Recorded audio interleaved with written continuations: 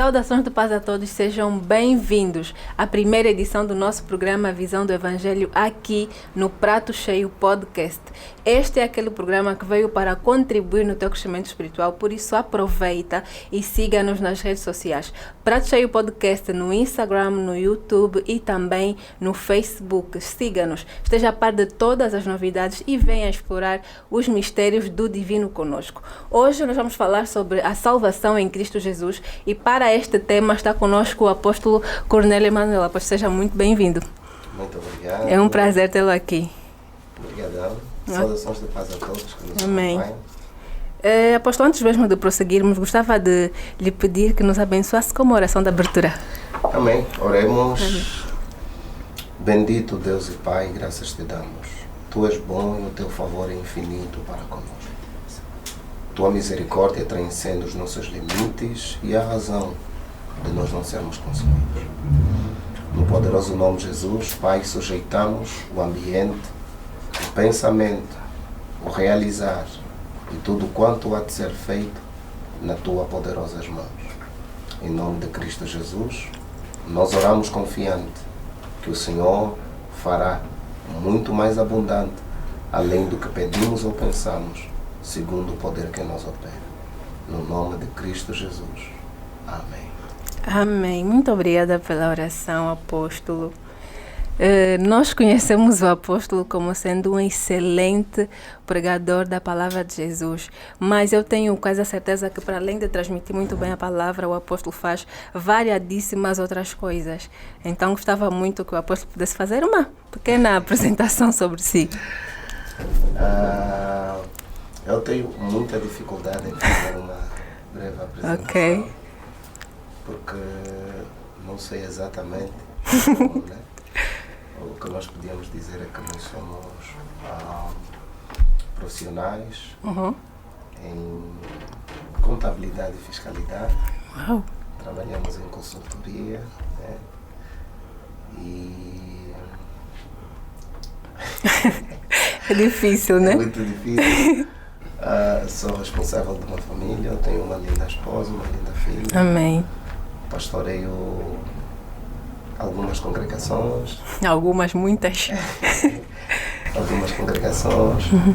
E sou formado em Ciências Econômicas e Ciências Empresariais. Ok. Pelas distintas faculdades de Economia e Faculdade de Economia e Faculdade de Ciências Sociais pela Universidade Antônio Agostinho Neto. Ok. E o que é que eu posso dizer? Eu sou de novembro de 29. Ok. É natural de Luanda. Penso que é mais ou menos isso. Benção, uma breve apresentação mesmo. Olha, apóstolo, ao publicarmos nas nossas redes que teríamos o apóstolo aqui, reparamos que em uma das nossas partilhas, algumas pessoas foram se questionando se realmente nos nossos tempos existem apóstolos ou se o último apóstolo não foi Paulo, o que deu-nos a perceber que algumas pessoas não sabem o que é um apóstolo, o que é que um apóstolo faz. E acho que ninguém melhor do que o próprio apóstolo para nos clarificar essas questões. Afinal de contas, o que é um apóstolo, o que é que um apóstolo faz? Ok, a Bíblia esclarece melhor do que eu. Claramente. Visto que é um manual que expressa a nossa regra de fé, conduta, posicionamento e modo de vida. Então, o que seria um apóstolo? Primeiro precisamos entender que é uma graça de Deus, é um dom ministerial da qual Cristo reparte com os homens, que chama eles para o exercício do ministério. Apóstolo é uma palavra que vem do grego apostelo, que significa enviado ou embaixador. Alguém que é enviado para falar na vez de, na voz de, na autoridade de, com a consciência de. Ok. Ou seja, são pessoas que Cristo Jesus enviou com a autoridade para a expansão do reino dos céus, na transmissão fidedigna do anúncio do reino dos céus e a vontade de Deus para com os homens.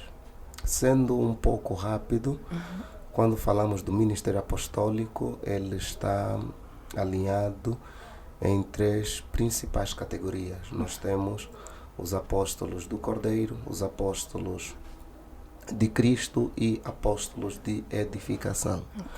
Contudo, na era bíblica, para alguém ser considerado apóstolo, existia 4 princípios fundamentais. Quais? Primeiro, ser alguém que conviveu com Cristo Jesus desde os dias de João Batista até o dia da sua ascensão. Ok. Segundo, uma das pessoas que foi selecionado do grupo dos 70 ou dos 12 para fazer parte da equipa de Jesus. Terceiro, ser das pessoas nomeado para a grande comissão, ou ter visto a ressurreição de Cristo. Esses eram os 4 elementos fundamentais. Razão pela qual o apóstolo Paulo, até por Lucas, não é considerado como apóstolo. Por quê? Porque ele não foi participante na vinda, não foi participante da ressurreição de Cristo Jesus, nem fazia parte dos 12 nem dos 70, né? Então, mas o que nós precisamos entender é que Paulo vê o Cristo ressurreto quando ele aparece na estrada de Damasco, né? Então, ele é participante disso. Quando falamos dos apóstolos de Cristo, apóstolos de edificação, são aqueles que foram chamados com a mesma capacidade, com a mesma graça de dar continuidade na expansão do reino dos céus, né? Tendo assim um encontro por arrebatamento de espírito ou por visão com Cristo Jesus, e foram delegados para isso. Então, em suma, bem resumida, um apóstolo seria um ministro de Cristo, autorizado por Cristo Jesus, para que seja um transmissor fiel da vontade de Deus, cuja legitimidade consiste na fundamentação da sã doutrina e da expansão do reino. Então, isso é que nós podemos dizer. Bem, então tenho quase certeza que as pessoas lá em casa ficaram também devidamente esclarecidas. Apóstolo, nós, o Prato Cheio, no caso, temos acompanhado as aparições, diversas aparições do apóstolo pela internet, e deixa dizer aqui que nós ficamos felizes e maravilhados com a forma como Deus tem usado o apóstolo para, de forma muito clara, trazer explicações sobre a palavra que para algumas pessoas ainda parecem ser um bocadinho complexas. E como disse anteriormente, reitero, nós vamos falar sobre a salvação em Cristo Jesus, e nós queremos mesmo beber sobre esse tema do apóstolo. Então, assim, para início de conversa, eu gostava que o apóstolo pudesse assim nos trazer até uma visão um bocado etimológica sobre a própria salvação. Afinal de contas, o que é a salvação? Ok. Se nós dissermos o que é salvação, do ponto de vista etimológico, vamos primeiro pelo significado da palavra. Claramente. Né? E depois tentar, pelas Sagradas Escrituras, elucidar o que seria isto, salvação. Primeiro, a palavra salvação, do ponto de vista teológico, ela é conhecida como sotérios. Sotérios, que significa salvação, que significa libertação, que significa a redenção, que significa a vida plena. Então, do ponto de vista etimológico, salvação é entendida como a plenitude da vida de Deus numa pessoa, ou a ação pela qual Deus torna um homem completamente livre. E quando nós olhamos para a Bíblia Sagrada e olhamos para a salvação, percebemos, afinal de contas, que a salvação não é uma recompensa dos justos. A salvação é uma dádiva de Deus para os pecadores, em que a vida de Deus alcança um ser humano, transformando a imagem de Cristo Jesus. Se nós tivéssemos que dizer o que seria salvação, nós diríamos: é o ato pela qual Deus concede vida aos homens, por meio de Cristo Jesus. E esta salvação, ela é plena na natureza, é progressiva na manifestação. Isso etimologicamente? Sim. E biblicamente, o que é a salvação? Quando nós olhamos na Bíblia, salvação é a manifestação da graça de Deus para um homem. Amém. Pela graça sois salvos, por meio da fé. Isso não vem de vós, é dom de Deus. E a graça de Deus se ha manifestado, trazendo salvação a todos os homens. Então, a graça manifesta é a salvação para com os homens. E quando falamos desta graça, que é o favor de Deus, que não é apenas o favor de Deus, é a manifestação da sua benignidade para com o homem, não apenas sobre o homem, mas no homem, dentro do homem, recriá-lo à imagem de Cristo Jesus, vivendo conforme a natureza de Deus. Apóstolo, de onde vem essa salvação de que tanto pregamos? Olha, o que nós precisamos entender, de onde vem a salvação, aqui nós estaríamos a compreender que a salvação vem de Deus, para os homens e para a glória de Deus. Amém. Mas a salvação tem um fundamento. Em que está fundamentado a salvação? A salvação está fundamentada no amor de Deus. Amém. A Bíblia diz o seguinte, em João, capítulo de número 3. Porque Deus amou o mundo de tal maneira que deu seu Filho unigênito, para que todo aquele que nele crê não pereça, mas tenha a vida eterna. Então nós conseguimos compreender, afinal de contas, que o fundamento da salvação, a origem da salvação é o amor de Deus. O que significa que nós podemos entender que a salvação é a extensão do amor de Deus para com alguém, não querendo que ele pereça. E ali a ideia, o contexto que nos traz, é o contexto quando o povo de Israel peca, murmurando contra Deus, e vinham as serpentes e picaram. E Deus disse a Moisés: levanta uma serpente de bronze, para que todo aquele que nele olhar, não morra. Então ali a palavra perecer significa morrer lentamente ou assistir à morte eminente. O que significa que todo homem sem a graça de Deus, ele assiste à morte eminente na sua vida.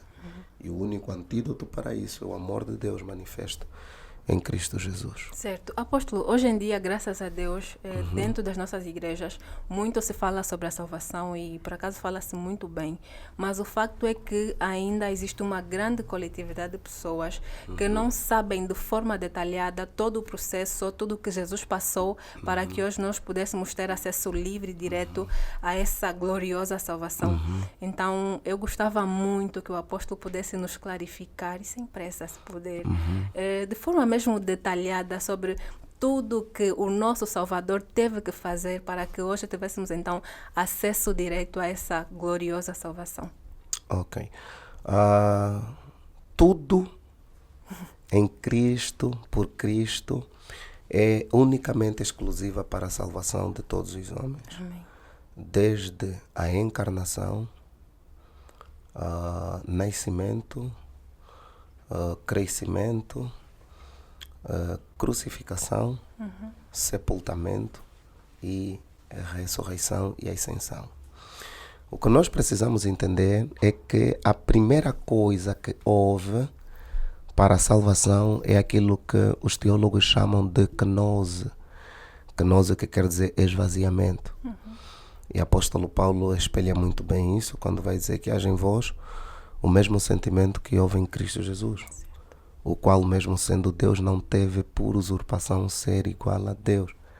Antes, assim mesmo, se esvaziou. Então, a gnose de Deus, o esvaziamento de Cristo, não está apenas porque morreu, está porque se encarnou. O que nós conseguimos aprender neste primeiro ponto é que o Filho de Deus se fez filho dos homens para que os filhos dos homens se tornassem filhos de Deus. Aqui começa a salvação como um plano e a salvação como uma realização. A salvação como um plano é a projeção de Deus na plena visão da feitura do homem. Deus fez o homem à sua imagem e semelhança, ok? E tornou-lo participante do seu domínio e da sua natureza. Esta é a visão irrefutável de Deus para com o homem, ser imagem e semelhança. Então, quando o homem peca, o homem perde a natureza de Deus, o homem deixa de ser imagem e semelhança de Deus e se torna um ser corruptível, pecaminoso, pecador, destinado à corrupção eterna. Então, quando Cristo Jesus se encarna, Cristo Jesus participa das fraquezas humanas, da natureza humana, para que o homem pudesse participar da glória de Deus. Começamos aqui desde o nascimento. Okay. Então, o que nós precisamos entender na realização da salvação, com a encarnação de Cristo Jesus, que é a vida que assumiu a forma humana, aqui nós temos A primeira lição. O que Deus seria capaz pelo homem. O que Deus seria capaz. Deus fez tudo pelo poder da sua palavra, mas nunca viu-se um Deus assumir a forma humana, viver como homem, andar como homem, para que o homem pudesse andar e viver como ele. Amém. Então tudo isso nós começamos a aprender com Cristo Jesus, na encarnação. E depois nós temos então a líder disse que a nossa apresentadora Ginga disse que não seria com muita rapidez, mas acredito que se nós não resumirmos, poderíamos parar apenas aqui neste episódio. Mas permita-lhe dizer que o bom em tudo isso, e eu poderia começar a falar a partir da crucificação, olhando para a crucificação de Cristo, todo mundo diz que não, nós somos pecadores e quando cremos em Cristo somos pecadores arrependidos. Mas a verdade da graça não é esta. Quando Cristo foi crucificado, o que nós precisamos entender é que todo ato de Cristo Jesus tem uma revelação de Deus e um impacto direto na vida daqueles que creem. Quando Cristo é crucificado, de acordo à Bíblia Sagrada, em Romanos capítulo de número 6, o nosso velho homem foi sepultado, foi crucificado com ele. Por isso Paulo vai dizer que aqueles que estão em Cristo crucificaram a carne e as suas paixões com ele. Então carne não é estrutura física. O que é carne? Carne é o estado do homem sem Deus. Carne é a natureza do homem sem Deus. Por isso é que Romanos capítulo 8 vai dizer que aqueles que estão na carne não podem agradar a Deus, nem tampouco se sujeitar à lei de Deus. Então, quando Cristo é crucificado a carne. O que significa a consciência e o estado pecaminoso do homem distante de Deus. Isso é a verdade da crucificação. E ele vai dizer que já fui crucificado com Cristo. Agora vivo não mais eu. Quando eu olho para a crucificação de Cristo, primeiro a crucificação de Cristo é um ato profético. Como um ato profético, Isaías vai dizer verdadeiramente, ele tomou sobre si as nossas enfermidades. O castigo que nos traz a paz estava sobre ele. Gálatas capítulo 3. Maldito todo aquele que for pendurado aonde? No madeiro. Que Cristo se fez maldição em nosso lugar. Então, quando eu olho para a crucificação de Cristo, é Cristo sendo maldito em meu lugar. Para que eu seja bendito no lugar dele. Amém. Esta é a verdade da crucificação. Por isso é que os antigos cantaram. Foi na cruz onde um dia eu vi meus pecados castigados em Jesus. Amém. Porque Cristo, na cruz, é Deus julgando e condenando o pecado. Aquele que não tinha pecado, Deus o fez pecado por nós, para que nós fôssemos feitos a justiça de Deus. Essa é a verdade da crucificação. Então, quando eu olho para a cruz de Cristo, eu vejo meus pecados, eu vejo o velho homem, eu vejo a concupiscência, eu vejo as maldições, eu vejo as enfermidades sendo condenadas pelo favor de Deus. Amém. Logo, quando eu olho para a cruz de Cristo, eu sei que não há maldição em mim. Não há maldição familiar. Não existe. Porque por bom preço fostes comprado pelo precioso sangue de Jesus e fostes resgatados da vã maneira de viver que por tradição recebestes dos vossos pais. Só olhando para a cruz de Cristo, até a tradição familiar já não tem impacto. E isso é a verdade da crucificação, que é muito profunda, que é muito abrangente, ela é extensiva no ser. E Outra coisa que nós precisamos entender, quando Cristo é crucificado, é desfeito o corpo. E a Bíblia, em Romanos, capítulo número 6, vai dizer que o corpo do pecado foi desfeito, para que não vivemos mais nós na concupiscência do pecado, mas andemos em novidade de vida. Então, esta é a verdade da crucificação. Depois nós temos do sepultamento. Porque depois de Cristo ser crucificado, Cristo é sepultado. E ele vai dizer que o nosso velho homem foi sepultado com Cristo. O que é o sepultamento? O sepultamento, quando nós olhamos na Bíblia Sagrada, para Cristo é semente. Porque Cristo é a semente da mulher, Cristo é o trigo.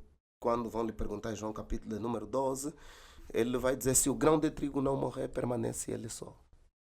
Mas se ele morrer, dará muito fruto. Deus tinha um único filho até o dia do sepultamento de Cristo. Mas quando Cristo ressuscita, já não é tido como o único filho. Cristo agora é tido como primogênito dentre os irmãos. Cristo foi o único profeta de Deus, com a consciência de Deus, com a natureza de Deus, com a visão própria de Deus. Cristo é, em essência, o que Deus quis que todos os homens fossem. Pode repetir? Cristo é, em essência, aquilo que Deus queria que todos os homens fossem. Então, quando Cristo é sepultado, Deus está a cumprir a lei da semente. Tudo que é semeado, você colhe. Amém. Então, Deus semeia Cristo como filho, como profeta, como apóstolo, como evangelista. E ele colheu. Então, o sepultamento revela a semente de Deus que brota para todos aqueles que nele creem. E isto também é um evento profético para nós. E ele vai dizer, eu sou a ressurreição e a vida. Aquele que crê em mim, ainda que esteja morto, viverá. E aquele que crê em mim, ainda que esteja vivo, passou da morte para a vida. Então, até o sepultamento de Cristo Jesus, ele tem o cumprimento profético de que nós não veremos a corrupção, que é o degradar do ser, a mortalidade eterna.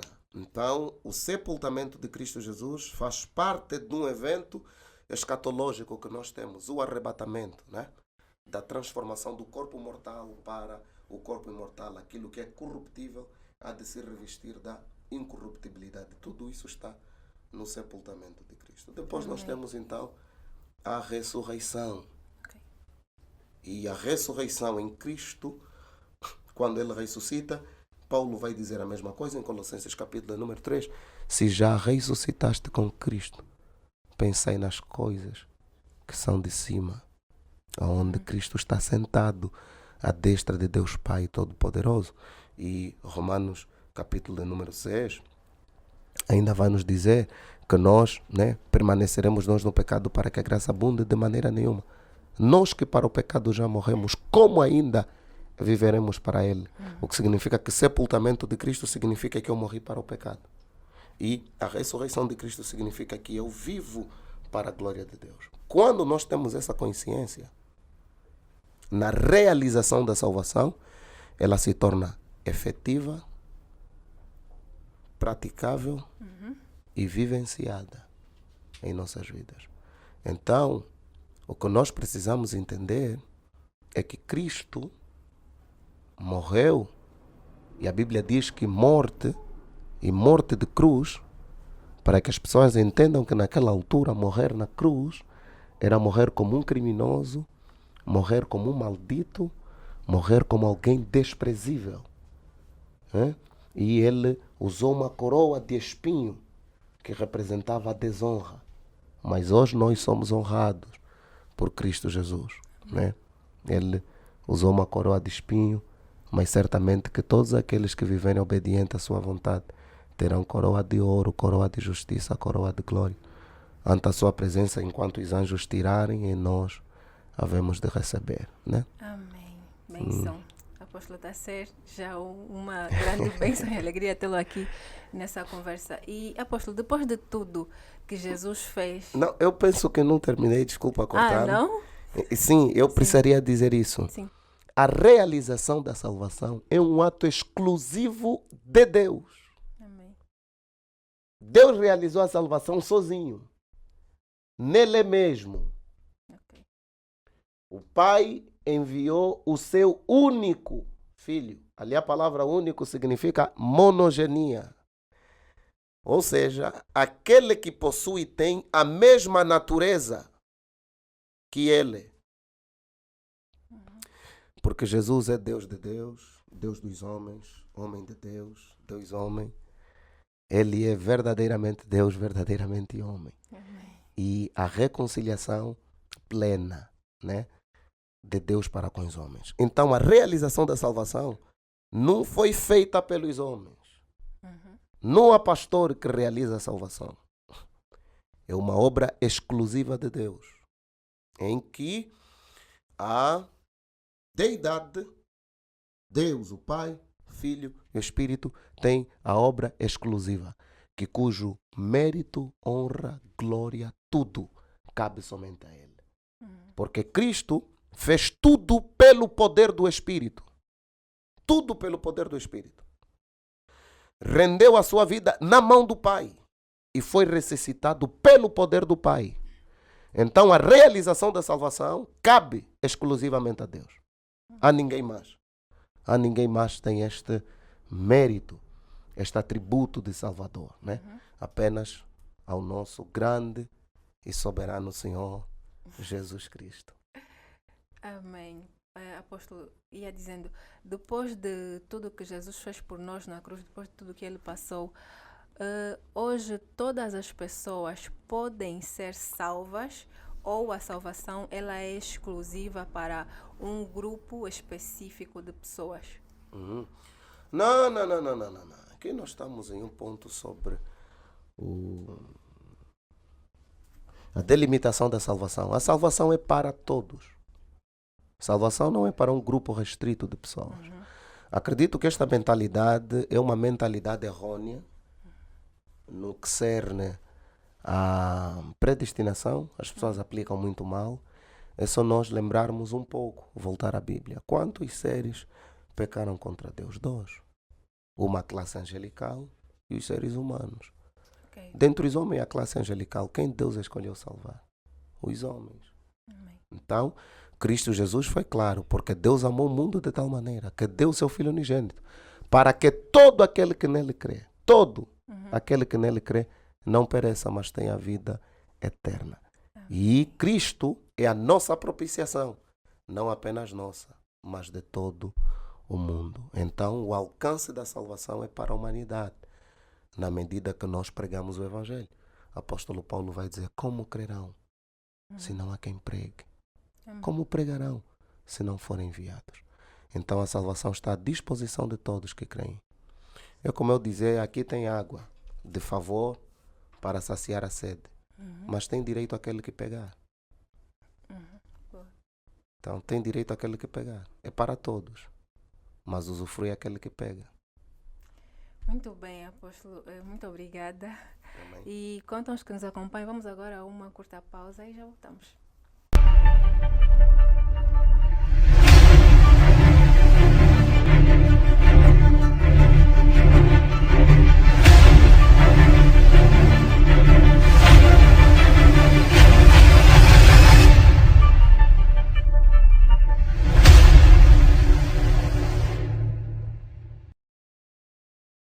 Estamos de volta e agora para darmos continuidade à bela conversa que estamos aqui a ter com o apóstolo Cornélio Emanuel. Apóstolo, já podemos regressar à boa conversa que estamos a ter, né? Sim, sem problemas nenhum. Apóstolo, é possível falarmos sobre a salvação sem arrependimento? Se é possível. Sim, as pessoas podem ser salvas mesmo sem se arrependerem. Primeiro, o arrependimento é uma das bênçãos da salvação. O arrependimento não é um ato humano. Os homens não se arrependem. As pessoas são levadas ao arrependimento. Amém. Dentro daquilo que é a sistematização do estudo da salvação, as pessoas dizem o seguinte, nós primeiro nos arrependemos, depois temos a fé, depois somos regenerados e depois nos convertemos. As pessoas sistematizam desta maneira, mas na verdade não é assim. Ok. A Bíblia diz: a fé vem pelo ouvir o Evangelho. Na medida que é pregado o Evangelho, a fé está nela, o arrependimento está nele, o perdão está nele. Porque arrependimento é a mentalidade da salvação. E a mentalidade para a salvação. Ok. Mentalidade da salvação, porque arrependimento é a mudança do entendimento. Nous, metanoia, mudança. Ser levado a uma mudança de consciência. Não apenas isso. Arrependimento também é mudança da vontade. Não é apenas mudança da vontade. Arrependimento também é a mudança de atitude. Então, nisto nós podemos consultar as Sagradas Escrituras. Sim. Atos dos Apóstolos, capítulo de número 5, versículo de número 31, diz: Deus com a sua destra o elevou a príncipe e salvador para dar a Israel o arrependimento e a remissão dos pecados. O que significa que arrependimento e perdão são dádivas de Deus para com o homem que creu na pessoa de Cristo Jesus. Só que esta crença na pessoa de Jesus muda a minha mentalidade, a minha vontade e as minhas práticas. Logo, não se pode desassociar arrependimento da salvação, nem a salvação do arrependimento. Por quê? Porque é a operação da mentalidade de Deus na pessoa que creu em Cristo Jesus. E João Batista pregava: arrependei-vos, porque é chegado o reino dos céus. Ali Pedro também prega a mesma coisa: arrependei-vos e convertei-vos, para que venham dias de refrigérios nas vossas almas. Então, como chega o arrependimento nas pessoas? Pela salvação em Cristo Jesus. Logo, no momento em que alguém já diz: eu me arrependo dos meus pecados, é porque nele o Espírito Santo já lhe convenceu. Porque quem convence o homem do pecado é o Espírito Santo. Amém. Desde o momento que a pessoa diz: eu me arrependo dos meus pecados, está lá. A salvação já está nele. E como o arrependimento é a mentalidade da salvação e a mentalidade para a salvação, deixa dizer, da salvação por ser natureza de Deus e operação do Espírito no homem, para a salvação por ser uma participação nesta consciência da salvação. O que é que significa? Que quando eu creio em Cristo Jesus, eu me arrependo dos pecados, sou levado ao arrependimento, isso é, ao pensar como Cristo pensa. Se já ressuscitaste com Cristo, pensai. Tudo que é honesto, tudo que é puro, tudo que é... Se algum louvor, isso ocupa o vosso pensamento, tudo isso é fruto da metanoia de Deus em nós.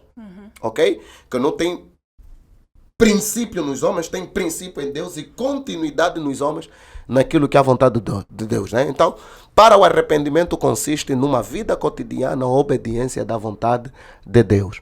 Então, nós podíamos dizer que não se pode desassociar a salvação do arrependimento, nem o arrependimento da salvação, porque o arrependimento é uma dádiva de Deus. Como não se faz doutrina com o texto bíblico, e quem pregou em Atos capítulo de número 5 é Pedro, vamos ver então o que é que Paulo prega em 2 Timóteo, capítulo de número 2, e vê também Mateus, né?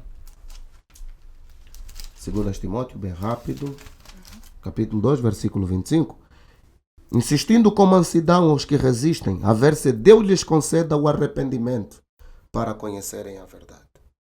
Então Deus concede o arrependimento, mas isso não significa que nós não façamos convite. Porque o convite ao arrependimento, arrependei-vos, é trazer as pessoas à mente de Deus para com elas, para com o próximo. Né? Esta renovação do entendimento que gera transformação no modo de estar, no modo de pensar, no modo de sentir, é o arrependimento de Deus para com as pessoas. E O que nós precisamos entender, arrependimento não é tristeza para com o pecado. Isso chama-se remorso. Arrependimento não é eu me entristecer porque falhei. Não. Paulo diz o seguinte: existe tristeza que é para a mudança. Então, o ponto de partida no arrependimento é a tristeza que gera mudança. Não é a tristeza que gera quebrantamento e autocondenação.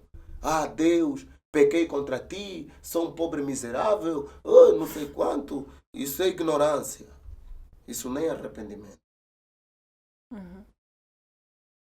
O arrependimento se entristece e chora pelo homologeu, que significa concordar com.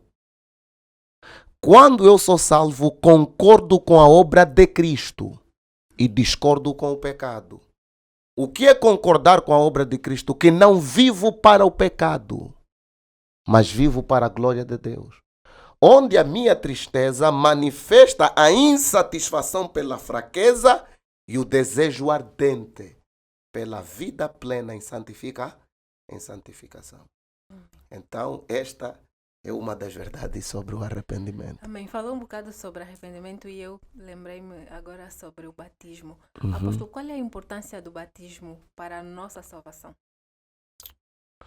A importância do batismo são muitas, né? A primeira coisa que nós precisamos entender, batismo... Uau, boa. Primeiro, o Novo Testamento nos apresenta duas cerimônias de entrada e de continuação à fé. Batismo é a declaração pública da nossa fé, é a aceitação pública da fé.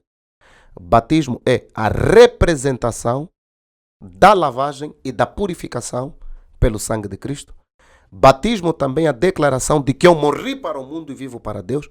Batismo também é a declaração que se morremos com Cristo, vivemos com Cristo e ressuscitamos para a glória de Deus e andamos em novidade de vida. Então, quando eu participo do batismo, estou a declarar a virtude da salvação na minha vida. Não entenda apenas como um símbolo, mas como uma participação na cerimônia que declara a virtude da ressurreição em Cristo Jesus. Então, toda pessoa que crê em Cristo Jesus, nele há o testemunho do batismo. Se alguém diz que creu em Cristo Jesus e diz, não estou preparado para ser batizado, não creu em Cristo. Porque a Bíblia diz, ida por todo o mundo, pregai o Evangelho. Todo aquele que crer e for batizado.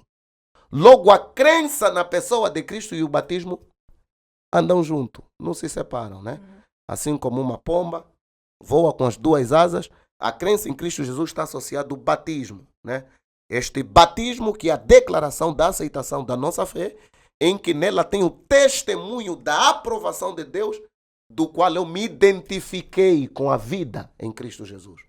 Porque o batismo de Jesus que realizou João Batista é Cristo se identificando com os homens. E o nosso batismo é a nossa identificação com o Filho de Deus, Cristo Jesus. Ela tem esta importância de manifestar as virtudes da salvação na consistência da vontade de Deus para com as nossas vidas. Lá em Mateus 3,11, nós vemos João Batista dizer que eu vos batizo com água para arrependimento, mas depois virá aquele que é mais poderoso do que eu, e esse vos batizará com o Espírito Santo e com fogo. Qual é a diferença entre o batismo de João nas águas e o batismo pelo Espírito Santo? Ok. São assuntos muito bons. E respondendo à irmã, o que nós precisamos entender, quando falamos do batismo do Espírito Santo, nós estamos a falar do revestimento de Deus em nós. Isso é, ser coberto do poder de Deus, tanto para a manifestação como para o anúncio em virtude da vinda de Cristo Jesus. Já o batismo, nós podíamos dar aqui uma explicação muito mais simples, né? Batismo do Espírito fala da capacidade para a missão. Okay. E o batismo nas águas fala da identificação para a salvação. Okay. Uns se identificaram para a salvação, uns são identificados para a missão. Então, é mais ou menos esta pequena diferença. E todas elas são indispensáveis na vida do cristão. Tanto o batismo do Espírito como o batismo das águas. Sei que essa pergunta que eu vou fazer agora não vai se calhar fazer muito sentido, mas sei que é a dúvida de muitas pessoas que poderão nos ouvir. Do que nós precisamos ser salvos? Ou por que nós precisamos ser salvos? Boa pergunta. De que o homem foi salvo? Primeiro, o homem foi salvo do pecado. Mateus, capítulo de número 1, versículo 19. Mateus, capítulo de número 1, versículo 19. Vamos lá ler do 19. Então, José, seu marido, que era justo, não a queria informar e tentou deixá-la secretamente. Projetando ele isto no seu coração, apareceu o anjo do Senhor que disse: José, filho de Davi, não temas receber Maria, porque o que nela está gerado é do Espírito Santo. Ele dará à luz um filho e chamará Jesus, porque ele salvará o povo dos seus pecados. Jesus nos salvou dos nossos pecados. Segundo, Jesus também nos salvou do pecado. Eu vou explicar cada um deles. Evangelho segundo escreveu João, capítulo número 1, versículo 29. Eis o Cordeiro de Deus, que tira o pecado do mundo. Primeiro, o homem foi salvo do pecado, dos pecados. O homem foi salvo da consequência do pecado. O homem foi salvo da condenação do pecado. O homem foi salvo da maldição da lei. O homem foi salvo de si mesmo. O homem foi salvo. É muita coisa, mas vamos aqui resumir. Primeiro, quando nós falamos pecado, precisamos entender que pecado não é apenas transgressão da lei de Deus. Pecado é a natureza que corrompe e degrada a criação. Toda a criação morre, mortifica, envelhece por causa do pecado.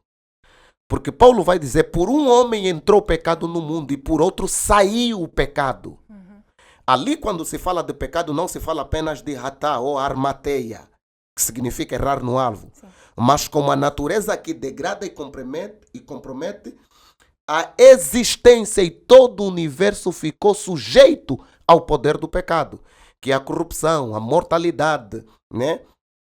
A pobreza, tudo isso. Então Cristo nos salvou disto, do pecado, da natureza que corrompe o ser. Porque o homem de si mesmo é um ser terrível. A Bíblia diz que o homem é inventor de males.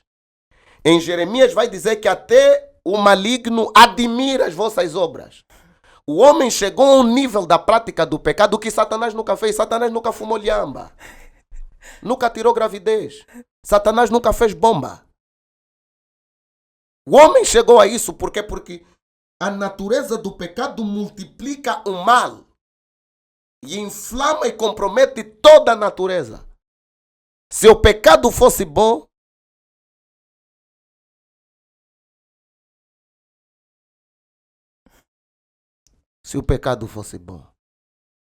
não há nenhum ser na terra que se satisfaz pelo prazer do pecado.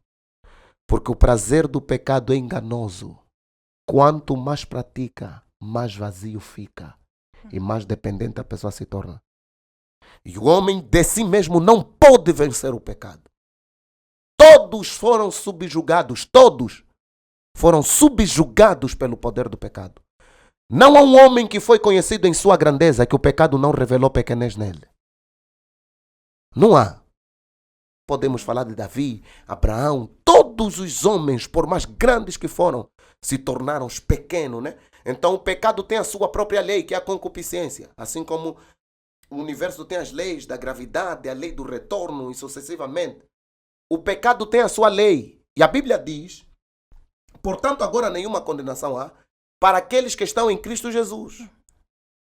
Porque a lei do Espírito de vida em Cristo Jesus me libertou da lei do pecado e da lei da morte. Logo, o pecado tem a sua lei, a morte tem a sua lei. E Cristo primeiro nos resgatou do poder do pecado. Amém. E como Cristo nos resgata do poder do pecado?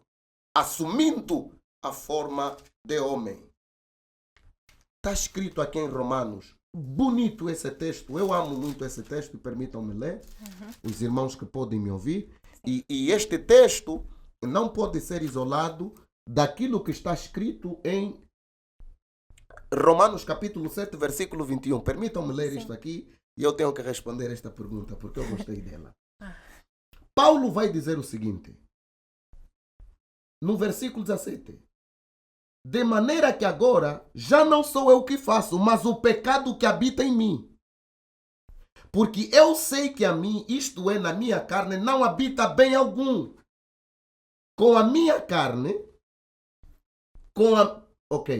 na minha carne não habita bem algum. E com efeito, o querer que está em mim não consigo realizar. Porque não faço o bem que quero, mas o mal que não quero, isso faço. Ora, se faço o que não quero, já não faço eu, mas o pecado que habita em mim. Acho em mim então esta lei, que quanto ao querer fazer o bem, o mal está comigo. Porque segundo o homem interior tenho prazer na lei de Deus, mas vejo nos meus membros outra lei, que habita contra a lei do meu entendimento, me prendendo debaixo da lei do pecado os meus membros. Versículo 24. Miserável homem que sou, quem me livrará do corpo desta morte? Versículo 25. Dou graças a Deus por Cristo Jesus nosso Senhor, assim com o meu entendimento sirva a lei de Deus, mas com a carne a lei do pecado. Portanto, agora, Paulo faz um paralelo entre a vida que ele tinha no passado e a vida que agora tem em Cristo. Fora de Cristo, todo homem é subjugado pelo pecado. Ele pode dizer que hoje eu não vou beber, hoje não vou me prostituir, hoje não vou mentir, hoje não vou pensar mal. Ele vai, porque a lei do pecado é maior do que ele. Tudo que sobe desce é a lei da gravidade. E a lei do pecado diz que todo que é nascido de homem está debaixo do pecado, porque todos pecaram e destituídos estão da glória de Deus. Então, quando Cristo nasce em semelhança de homem, sendo crucificado, Jesus está a anular a lei do pecado na carne do homem. Amém. Então Paulo diz, agora nenhuma condenação há para aqueles que estão em Cristo. Porque o Espírito de vida em Cristo me libertou da lei do pecado. Amém. Coríntios, ele vai dizer isso. Aonde está, ó morte, a tua vitória? Se a força do pecado é a lei, logo a força do pecado era a lei. Cristo Jesus cumpriu a lei para que o pecado não tivesse força em nós. É o que está escrito no versículo de número 3. Portanto, agora, o que era impossível pela lei, visto que estava enferma pela carne, Deus enviou seu Filho em semelhança da carne do pecado e pelo pecado condenou o pecado na carne. Então, Cristo Jesus nos livrou do pecado, da lei do pecado, da lei da morte. Porque nos livrando da lei da morte, ele é a ressurreição. Se Adão morremos, em Cristo ressuscitamos. Amém. Sem Adão pecamos, em Cristo nos santificamos. Amém. Sem Adão fomos condenados, em Cristo fomos justificados. E isso é a salvação que há em Cristo Jesus. Até o que ouve o podcast nesta hora. Se ele crê que Cristo Jesus foi crucificado pelos seus pecados, a liberdade é plena na vida daquele que nele crê. Amém. Da cabeça aos pés, do corpo, alma, espírito, a pessoa vive esta liberdade. Então Cristo nos livrou do pecado, da lei do pecado. Cristo nos livrou da condenação do pecado, porque o pecado condenava todos os homens distantes de Deus. Mas não a distância que o pecado causa, que a graça não te aproxima. Amém. Não a distância que o pecado leva ao homem, que a misericórdia não atrai. Com amor eterno te amei, com benignidade te atraí. Então, Deus, em sua graça e misericórdia, por Cristo Jesus, nos livrou da condenação do pecado. A distância foi quebrada. Jesus, ele disse bem claro em Lucas capítulo de número 19, versículos de número 10, que o Filho do Homem veio buscar e salvar o que havia se perdido. Mesmo o homem estando perdido, Deus o achou. Então, se eu quero ser achado, eu me acho na graça de Cristo Jesus que me localizou. Outra coisa que nós precisamos entender, Cristo nos salvou de nós mesmos. Nós já não somos nossos, agora somos dele. Segundo as Coríntios, né? Porque o amor de Deus nos constrange. Se um morreu por nós, logo todos morremos. Já não vivemos para nós. Vivemos para ele, para a glória dele. Romanos capítulo de número 8, né? E é muito bom isso que o texto sagrado nos diz, que quanto para mim o viver é Cristo e o morrer é ganho. A morte só se tornou ganho depois de Cristo Jesus, senão a morte sempre foi perder. Todas as pessoas que lembravam da morte ficavam tristes. Mas quando tu lembras da morte de Jesus, você fica alegre. Porque a morte de Cristo Jesus é vitória para nós. Né? A vida tem sentido em Cristo Jesus e vale a pena viver a Jesus. Amém. Então nós fomos livres de nós. Nós já não somos dono do nosso nariz nem dono do nosso corpo. Nosso corpo é templo do Espírito Santo. Amém. As pessoas precisam entender que aquele que se une com o Senhor é o mesmo Espírito com Ele. Nós somos propriedade exclusiva de Deus. E Deus disse isso na sua palavra. Aquele que te toca, Ele queria talvez dar mais ênfase nisso. Então, Ele deu um tom poético que aquele que te toca, toca na menina dos meus olhos. A preciosidade que Deus tem de nós, ao nos livrar de nós mesmos, é que Deus não queria que nós vivêssemos por nós, porque a nossa vontade não é boa. A nossa vontade não é perfeita. Os nossos caminhos não são melhores. Mas os caminhos e as escolhas de Deus são perfeitas. Então aquele que vive para a glória de Deus, vive da melhor maneira, porque nós fomos salvos. Amém. Outra salvação que não se prega. Deus nos salvou também de si mesmo. Explicação. Não, Deus nos salvou de si mesmo. Esse eu vou encerrar aqui. Amém. Romanos capítulo de número 5. Versículos de número 8. Mas Deus prova o seu amor para conosco. Em Cristo, né? Deus prova o seu amor para conosco. Em que Cristo morreu por nós, sendo ainda nós pecadores. Logo mais, agora, sendo justificados pelo seu sangue, seremos salvos da sua ira. Nós fomos salvos da ira de Deus. Não há um homem que possa temer o pecado que não tema a ira de Deus. Se tu estiveres na mão de Satanás, Deus pode te livrar. Mas se estiveres na mão de Deus, quem há de te livrar? Só Ele mesmo. E Ele mesmo nos livrou na pessoa de Cristo Jesus. Nós fomos salvos da ira de Deus. Assim como Ló foi salvo de Sodoma e Gomorra pela ira de Deus. Noé foi salvo da ira de Deus pelo dilúvio. Nós seremos salvos da destruição eterna na ira de Deus. Quem não for alvo da graça será alvo da ira de Deus. Mas todos que forem alvo da graça não serão alvos da ira de Deus. Então, quando nós olhamos na cruz, nós vemos ira e graça. Nós vimos justiça e condenação. Se eu creio na justiça, estou livre da condenação. Se eu não creio na justiça, estou certo na condenação. É bom que sejas alvo agora da graça de Deus. Então, estarás livre da ira de Deus. Então, Cristo Jesus nos salvou disso, né? Nos salvou da ira de Deus, nos salvou do pecado, nos salvou da condenação do pecado, nos salvou da consequência do pecado, nos salvou de todas as maldições. Em Cristo nós somos plenamente salvos. Amém. Salvos. Amém. Acho que não tem nada melhor do que saber e conhecer essa verdade. Não tem nada Salvação melhor. é tudo. Quando nós começamos a entender a salvação, você é muito grato. Você é muito grato, você é muito grato. Oh, você é muito grato. Você é muito grato. A salvação não nos fez apenas pessoas livres. A salvação nos fez pessoas plenas. A salvação nos fez completa. A salvação nos fez participante do amor infalível de Deus. Na salvação você desfruta da plena comunhão com Deus, não de forma parcial, mas de forma plena. Onde Deus não está distante, Deus não está perto, Deus está dentro. Amém.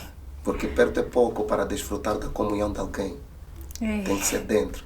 Então, na salvação, Deus habita dentro de nós e nós habitamos dentro dele. Amém. De tal maneira que nos tornamos um pela natureza que em nós habita. E esta salvação, ela abrange todo o ser, todo o comportamento, todo o estar, de maneira que dia após dia nós somos renovados de glória em glória. Amém. E nós somos gratos. Você começa a perceber que foste salvo de coisas até que você não imaginava. Yeah. Nesse exato momento as pessoas poderão ver o podcast nós a falar mas talvez não vão ver a roupa da pessoa que participou na técnica, da pessoa que fez o fundo, da pessoa que fez o slider a passar. É tipo na salvação. Hoje Cristo Jesus morreu, ressuscitou, mas as pessoas não sabem que quando Cristo foi crucificado, houve uma grande batalha nos céus. Que Cristo estava rasgando a cédula da morte, a condenação, a cédula que nos condenava, Jesus estava rasgando. As pessoas não viram isso. As pessoas não estavam vendo os anjos que Deus estava delegando para que pudessem nos projetar, nos proteger. As pessoas não estavam vendo isso. E as pessoas não vejam isso no seu dia a dia, né? Nós não sabemos de quantas coisas Deus nos salvou. Mas até naquilo que não sabemos, sabemos que Deus ainda assim nos salvou. Amém. Quero bater palmas já. Apóstolo, de onde vem a certeza de que a salvação encontra-se exclusivamente em Cristo? Qual é a base para essa certeza? A base desta salvação, desta certeza, está em Atos. Capítulo de número 4, versículo 12. Porque a nenhum nome há debaixo da terra que foi dado aos homens para que pudéssemos ser salvos. E ali, quando se fala nome, as pessoas pensam que é expressão falada. Ali, nome não é expressão falada, é o sacrifício realizado. Porque o sacrifício de Cristo é perfeito e eterno. Em Cristo, tudo é eterno. A vida é eterna. O perdão é eterno. A redenção é eterna. A morada é eterna. E o sacrifício é eterno, que foi oferecido de uma vez por todas, para que em tudo aperfeiçoa todos que nele creem. Então, quando eu olho para Cristo Jesus, eu sei que ele é o Cordeiro de Deus. Não é o Cordeiro dos homens. É o Cordeiro de Deus. Quando Abraão está subindo com seu filho Isaac, Isaac diz: mas pai, nós estamos a subir para adorar aonde está o quê? O Cordeiro. E ele diz o seguinte: Deus proverá para si o Cordeiro. O que significa que quem podia ter morrido seria Isaac. Mas Deus proveu para si um Cordeiro para manter Isaac vivo. Então Cristo morreu para que nós continuássemos vivos. Então Cristo é o sacrifício perfeito, único de Deus para os homens. Porque quando o sacrifício era apresentado diante do altar, a culpa do homem que levou o cordeiro passava para o cordeiro e a inocência do cordeiro passava para quem? Para o homem. Só que aquilo era temporário porque não tinham valores eternos. Mas a obra de Cristo Jesus carrega consigo um valor eterno para dar vida aos homens. Isso está escrito em Romanos. Bonita a palavra está escrito em Romanos. O salário do pecado, mas o dom gratuito de Deus. Então você percebe que o homem recebeu o que não devia e tem o que não merecia. O que é que o homem devia receber pelo pecado? Morte. Mas quando o pecado matou o homem, Deus deu ao homem vida. Então o que o homem devia, não recebeu. E o que não merecia, agora tem. Amém. Então é de graça por graça, né? Amém, apóstolo. Olha, os nossos seguidores foram deixando algumas perguntas a serem feitas mesmo diretamente ao apóstolo ao longo da semana. E o Edvandro perguntou como eram salvas as pessoas antes de Cristo. Ok. A Bíblia é clara nisso. A salvação sempre foi pela fé. E somente pela fé. Pela graça sois salvos.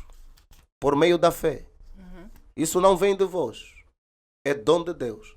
Aqui falamos da apropriação da salvação. Quando é que o homem e como o homem se apropria da salvação?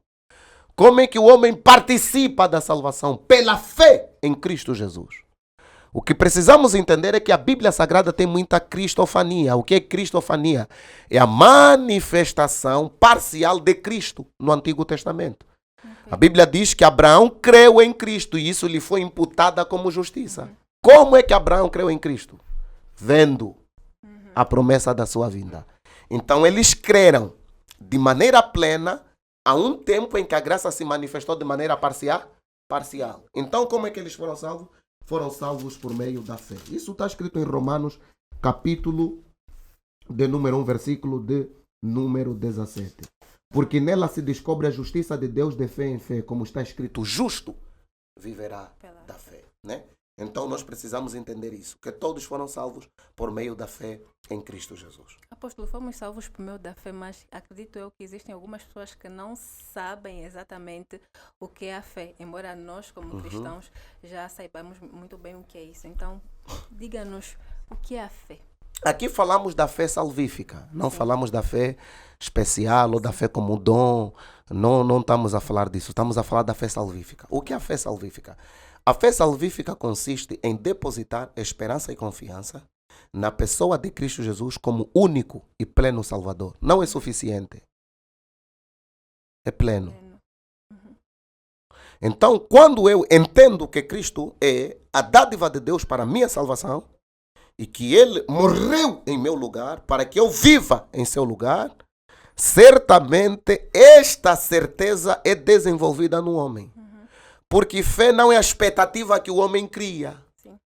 Fé é a certeza que Deus cria no homem pelo Evangelho. Deus é quem cria no homem a fé. Como Deus cria? Pelo anúncio da salvação. E como pode ser feito isso? Deus amou o mundo de tal maneira que pelo pecado os homens foram separados, mas pela morte de Cristo Jesus o homem pode se aproximar. Não há pecado que te levou distante que a graça não te aproxima. De modos que, se hoje creres em Cristo Jesus, nenhum pecado, nenhuma maldição terá poder sobre você. Antes, a graça que te cobre e o sangue derramado há de te lavar. O sangue lava, purifica, justifica. Se tu nele creres, hoje serás salvo. Se ele dizer no momento, eu creio neste sangue, creio nesta pessoa, creio neste Senhor, creio no Filho de Deus que se encarnou para que eu me torne filho de Deus. Ah, uau! Ele automaticamente é salvo. Então, aqui nós precisamos entender que quando definimos que a fé é o firme fundamento das coisas que se esperam e a prova das coisas que não se veem, essa é a definição de fé no sentido geral. Okay. Mas no sentido salvífico é a confiança que você deposita na morte e ressurreição de Jesus. E o que é que a Bíblia diz? Que se teu coração creres e com a boca confessares, será salvo. Ser salvo não custa. Crer com o coração, confessar com a boca. Já está, já está. Por isso é que é milagre. Por isso é que é milagre. Só dizer que Jesus morreu por mim e ressuscitou para mim. Foi morto pelos meus pecados, ressuscitou para a minha justificação. Automaticamente eu estou salvo do pecado, da condenação do pecado. Okay. E a plena paz de Deus reina em mim. Amém. Apóstolo, olha, eu gostava de tê-lo aqui mais vezes, mas antes mesmo que termine, eu gostava de fazer mais uma perguntinha assim rápida para podermos fechar. Como nós vamos ter a certeza ou podemos ter a certeza que somos salvos? Esta foi a pergunta da Mayra. A certeza da salvação não é um exercício psicológico, é um testemunho do Espírito. E o mesmo Espírito testifica com o nosso Espírito de que somos filhos de Deus. Amém. João capítulo de número 1, versículo de número 12. Mas a todos quantos receberam, deu-lhes o poder de serem feitos filhos de Deus. Amém. A saber, os que creem no seu nome, os quais não nasceram da carne, nem do sangue, nem da vontade do homem, mas da vontade de Deus. Amém. O que acontece com a pessoa quando crê em Cristo Jesus? Primeira evidência da salvação é a regeneração. É a introjeção da natureza do Filho de Deus no homem. Quando Deus mortifica o prazer pelo pecado, pelo prazer de viver em obediência a si. Este é o primeiro testemunho da regeneração dentro de você. Segundo, a perca do prazer pela paixão do mundo. Deus, pelo seu Espírito, arranca de nós o prazer pelo pecado e do mundo. É aquilo que se chama de renúncia. A renúncia opera em nós dia após dia, nos levando em santificação. Terceira coisa que acontece é a manifestação da santificação, em que a pessoa desenvolve a necessidade de se aproximar e viver de acordo à vontade de Deus. Quarta coisa que acontece, aquilo que chamam de justificação, a perca da consciência da culpa do pecado. A pessoa não vive se condenando, vive alegre no feito de Cristo Jesus que o renovou. E a quinta coisa, ele se torna alguém sedento da comunhão com Deus. Ele desenvolve uma vida louca, apaixonada pela palavra e pela oração. Primeira coisa, quando ele acorda de manhã, a oração já. E nos primeiros dias, tudo o que acontece na vida da pessoa é confessar. Ele só confessa. Pai, pequei no meu olhar. Pequei no meu sentar. A leveza de uma alma sedenta por Deus aspira a santidade. Essa é a prova irrefutável de que fomos salvos. Se alguém está em Cristo, ai meu Deus, e não almeja a santificação, nem vive na renúncia, nem tem o testemunho do Espírito de que ele é salvo, esse só vai no culto e mete roupa de irmão da igreja, tem cartão de batismo e não é salvo.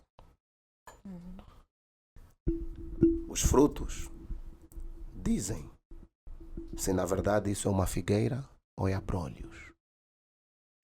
E os frutos são manifestos. Amém. Por aqueles que crerão em Cristo Jesus. Amém. Apóstolo, já mesmo para terminar, por favor, deixa só uma mensagem evangelística para as pessoas que nos ouvem lá em Eu casa. podia cantar uma palavra para todos que nos ouvem, eu podia cantar.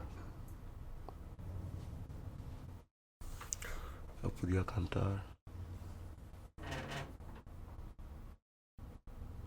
Eu podia cantar. Eu podia cantar. Eu vou cantar. Prefiro assim. Nós cantávamos um hino na igreja. Não sei se a minha voz está muito boa, mas prefiro dizer. Em nada ponho a minha fé, senão na graça de Jesus, no sacrifício remidor, no sangue do bom Salvador. A minha fé e o meu amor estão firmados no Senhor. Estão firmados no Senhor. A todos amados que podem nos ouvir, digo-lhes o seguinte, que o amor de Deus está disponível. O amor de Deus é o único recurso favorável e aceitável nesta terra que pode mudar o seu destino. Jesus não morreu apenas. Jesus não foi crucificado apenas. Jesus deu-se como oferta suável em valor da sua vida. Se um dia quiseres medir o valor da tua vida, não mede pela soma de bens materiais. Soma pela consideração que Deus teve por ti. E este valor está na vida do Filho de Deus. O valor da tua vida valeu a vida do Filho de Deus. E nisto eu quero lhe dizer que todos que creem que este Cristo, Filho de Deus, morreu e ressuscitou, estarão livres de tudo que degrada, de tudo que corrompe, de tudo que reduz a vida do ser humano. Creia em Cristo Jesus, será salvo tu e a tua casa. O sangue de Cristo purifica, lava e santifica a todos que nele creem. Se com teu coração creres que Jesus morreu pelos teus pecados e ressuscitou para a tua justificação, hoje mesmo estarás salvo. Jesus não salva apenas, Jesus restaura. Ele pode restaurar a tua comunhão. A Bíblia diz, por mais que o homem seja bom, não há um justo que nunca peque. Mas nenhum pecado nesta terra é maior do que o sangue de Cristo Jesus. Certamente a sua bondade é certeira. Sejamos alvos da graça de Deus e do seu favor infinito para com as nossas vidas. Muito obrigado. Posso fazer uma oração? Uma oração para terminarmos? Oremos, né? Deus, Tu és bom. Pai, Tu és bom. Tu és bom e a Tua benignidade dura para sempre. Pelas Tuas misericórdias e pela soma infinita do Seu querer sobre nós, estamos vivos. Obrigado por ter enviado o Teu único Filho, que agora é o primogênito dentre os irmãos, e tenho o prazer de dizer: Jesus, nosso humano mais velho, valeu a pena por ter sofrido e morrido por nós. E pelo castigo que nos traz a paz estava sobre ti, o Senhor suportou. Suportaste o peso da condenação, para nós que vivêssemos na leveza da tua justificação. Obrigado porque dinheiro não pode comprar uma consciência limpa. E as nossas consciências foram limpas e lavadas pelo teu precioso sangue. Neste sangue cantamos vitória contra o pecado, vitória contra os demônios, vitória contra as maldições. E na ressurreição de Cristo nos alegramos. Pai, obrigado. Obrigado pelo conhecimento e inteligência que deste aos homens. De modos que, por meio do Facebook, Instagram, WhatsApp e qualquer uma outra rede social, a tua palavra chega para muitas casas e muitas vidas. Que esta mensagem da salvação alcance povo, nações e língua. Eu oro para que este programa seja de referência, que este programa tenha audiência, que este programa tenha impacto, que este programa transforme famílias. E que o poder do inimigo não tenha efeito sobre esta casa e sobre cada um dos membros desta organização. Pai, o que não pedimos, nem falamos, nos concede nos merecimentos de Teu Filho Jesus Cristo. Que o amor de Deus Pai e a graça de nosso Senhor Jesus Cristo e a tremenda comunhão do Espírito seja com todos nós, com todos que acompanharam, desde hoje para todo sempre. Amém. Amém. Apóstolo, muitíssimo obrigada. Que Deus em Cristo o abençoe sempre. Amém. A você que nos acompanhou, muito obrigado pelo carinho da sua audiência. Nós fomos tremendamente abençoados e cremos em Deus que vocês também foram. Por isso, não se esqueçam, sigam-nos nas redes sociais, Prato Cheio Podcast no Facebook, no YouTube e também no Insta. Sigam mesmo para estarem a par.